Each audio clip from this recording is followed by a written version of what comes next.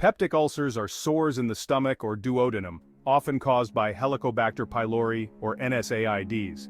These ulcers can bleed, resulting in dark, tarry stools known as melena. Symptoms include abdominal pain, nausea, and vomiting.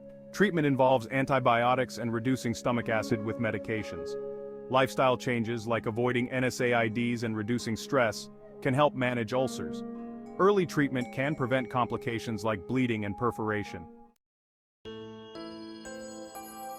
Angiodysplasia is a condition characterized by abnormal, fragile blood vessels in the colon that can cause bleeding. This condition is more common in older adults and can result in blood in the stool, which may be mild or severe. Diagnosis often involves endoscopic procedures such as colonoscopy, which allow doctors to visualize and sometimes treat the abnormal blood vessels.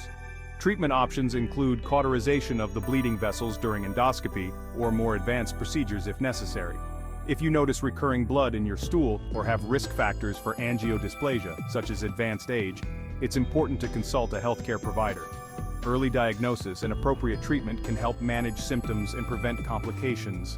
The blood is usually bright red, indicating it comes from the lower part of the digestive tract. Proctitis is inflammation of the rectum lining, causing rectal pain, mucus discharge, and blood in the stool. Symptoms include a constant urge to have a bowel movement and visible blood or mucus in the stool. It can be caused by sexually transmitted infections like gonorrhea, chlamydia, or herpes, or by inflammatory bowel disease or radiation therapy. Treatment depends on the cause, including antibiotics or antiviral medications. Seek medical evaluation for symptoms. Meckel's diverticulum is a congenital abnormality that results in a small pouch in the intestine, which can become inflamed and bleed. This condition is present from birth and is more common in children. Symptoms include painless rectal bleeding, which may be significant, and in some cases abdominal pain or discomfort. Diagnosis often involves imaging studies such as a Meckel's scan, which uses a radioactive tracer to detect the presence of the diverticulum.